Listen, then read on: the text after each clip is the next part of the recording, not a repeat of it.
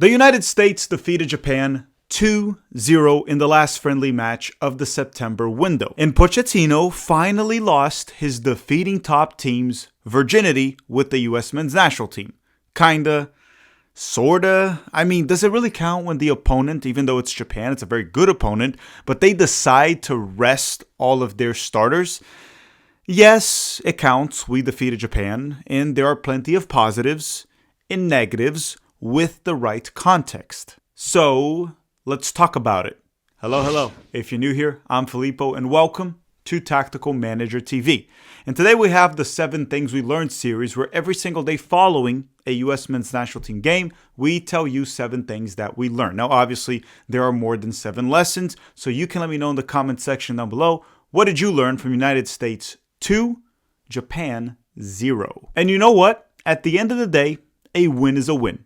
And our boys made Ben Franklin, John Lennon, Abe Lincoln, Tony Stark, 4 great Americans that died for this country, very proud. Now, before we start, don't forget to drop a like in this video. Help us hit over 1,000 likes, which we somehow have been doing consistently. And on top of that, this video is brought to you by Umbro, but more on that later. Let's play the intro and start the episode.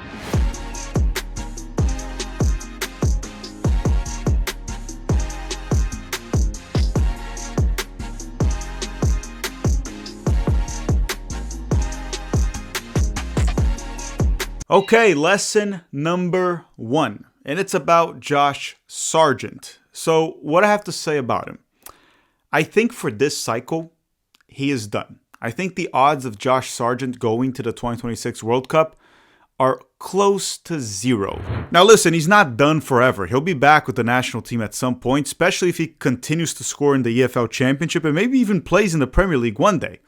But I don't think he's going to go to the 2026 World Cup. I actually think Pochettino will not call him up anymore this cycle. So Balogun showed levels. He's clearly above Sargent. It's not even close. And then Pochettino decided to give Damian Downs the last few minutes. No shot for Sargent after a very poor performance against South Korea. And people are going to say he didn't get service. Well, that seems to always be the excuse. And there's some truth to it. Yes, he doesn't get service. But sometimes he's not making the right runs.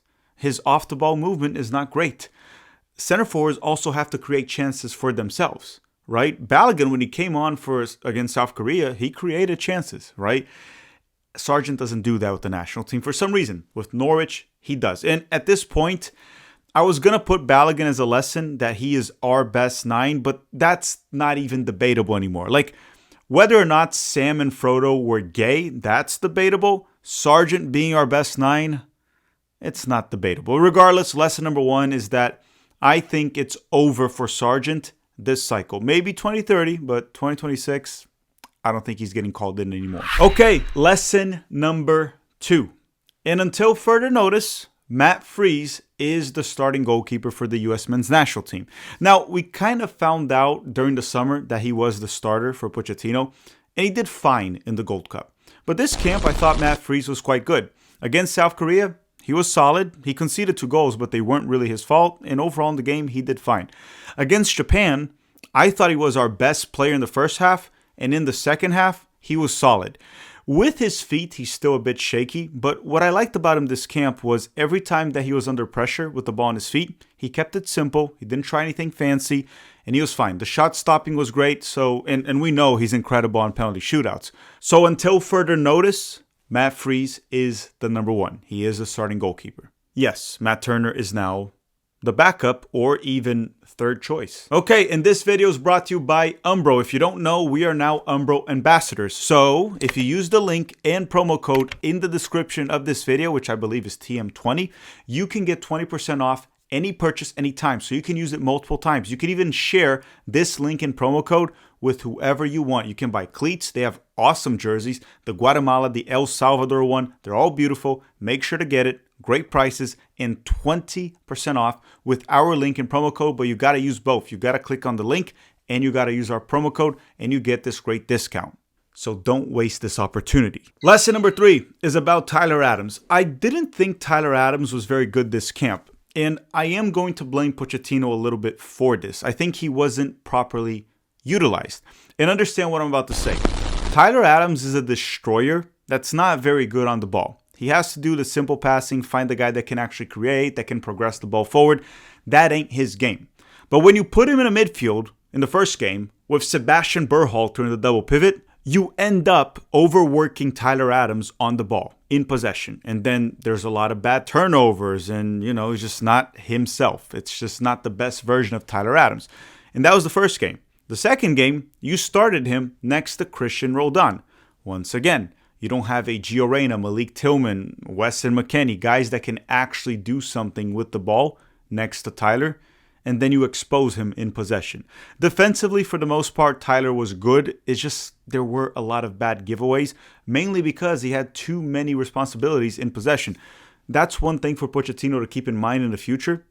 Put a player that can actually play next to Tyler, and then he can do what he does best. He's a destroyer. He'll get the dirty work done and just quickly find the short pass to the player that can actually make things happen. And again, this is not an excuse for Tyler Adams having bad turnovers. I'm just saying that he has that weakness and there are ways to work around it. I literally watch Bournemouth every weekend, essentially, pretty much at this point with Tyler playing, and it's quite evident, which is why he is fantastic for Bournemouth in the Premier League. Lesson number 4 is about Alex Freeman, the right back that plays for Orlando City and started against Japan as a right wing back.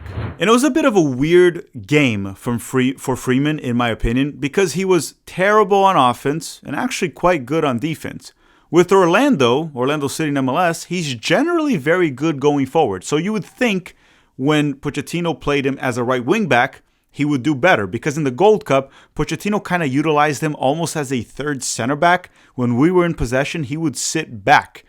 So I don't know what happened to Alex Freeman, but he was quite poor. And one thing is for sure, we all saw it. In case anyone had any doubt, which no one should, the gap between Alex Freeman and Dest is huge. Okay, very, very big. Dest is pretty much as good, if not a little bit better than Freeman on defense. But then on offense, it's not close. I mean, I'm sure most people had no doubt, besides some very weird Orlando City fans. But now it's more evident than ever. Freeman can fight for a roster spot in the World Cup, but he's definitely not a roster lock. While Serginho Dest is a lock to start for the U.S. men's national team. Lesson number 5 is I think Pochettino wasted Noah Kai Banks this camp, right? Because think about it. Our beloved U.S. men's national team head coach said that he was testing players. That's why he played someone like Roldan, which I don't even know why he did that. And I know Sounders fans can get a little bit offended by this or sensitive about it, but Roldan should not be with the national team, and this game, to me, was proof of that. I didn't think he played well, especially on the ball. He's really not very useful, but he did great cardio. He ran a lot. That's what people like, so there it is. But Noah Kai Banks was a player to be tested. Now, against South Korea, he picked up a knock, so he didn't play. He picked up a knock a few training sessions before that game. That's fine. But he made the bench against Japan, so I'm assuming he was fine. He was training with the team. Why would you not give him minutes? Like Nathan Harriel came in at the end of this game, a player that should be nowhere near the national team, should not be in the World Cup. Why did you not test Noah Kai Banks this game? And if he looked out of his depth, okay, that's fine. We wouldn't play him in October. But if he looked fine, you give him another shot in October. So I just don't understand. I feel like that was wasted. This is one of the top prospects that we have. He's a brilliant ball-playing defender. Is he ready for the senior level? I'm not sure, even though he looked fine in the Bundesliga when he played.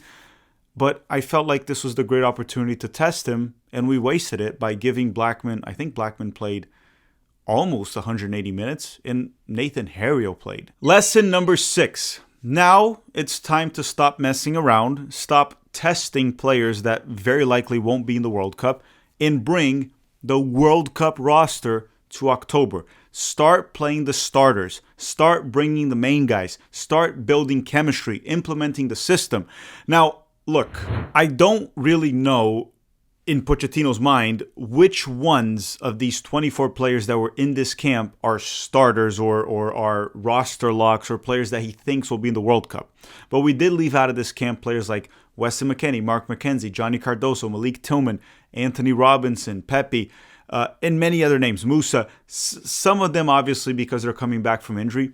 But starting October, if the player's fit, if the player's healthy, bring the strongest possible roster that you can, okay? Hopefully many of the ones we saw in this camp, they'll be out. I'm not going to start listing names here. I've talked about it extensively during the live stream, and we're going to make a video with USMNT Stan after the camp, stocks up, stocks down. I'll dive into specific players, but let's stop messing around and let's actually start bringing the World Cup roster to get ready for, the World Cup. Lesson number 7, I'm happy, but I am not delusional. I was born at night, very late at night, but I wasn't born last night. So I'm not going to fall for the delusion that we just defeated Japan 2-0 because the US men's national team has been poor for quite some time. Take that into account. So one win doesn't change everything. It's not all sunshine and rainbows. It's a step in the right direction and we should be happy, but let's not get delusional. It was also Japan's reserves. And we had half of our starting 11. I mean, Balogun's a starter, Pulisic's a starter, Ream is a starter, Richards a starter, Tyler Adams is a starter, Matt Freese is a starter. And honestly, depending on who Pochettino thinks is a starter, we might have had another starter or two in this starting 11. While Japan decided to bench everyone, including the goalkeeper, for some reason. Even Simon Evans reported saying he asked a colleague who covers Japan regularly what to make of this lineup. And this is what his friend that covers Japan said. At best, it's a second string, probably third string in some positions as they've had a lot of injuries going into this window. So again, it's a step in the right direction, but it's not like we just balled out and defeated Japan's best 11. You have to beat what's in front of you, and the boys did that, and I'm happy for that. But I just wanted to put that into context. Be happy, don't be delusional. All right, everyone, thank you very much for watching. Don't forget to drop a like before you go. Let's hit 1,000 likes in this video and let us know in the comment section down below. What did you learn from United States 2, Japan 0? Thank you very much, Umbro, for sponsoring this video. Link and promo code with 20% off any purchase, multiple purchases, as many as you want, are all in the description, or not are all, is in the description of this video. I want to thank you all very much for watching and have a great day.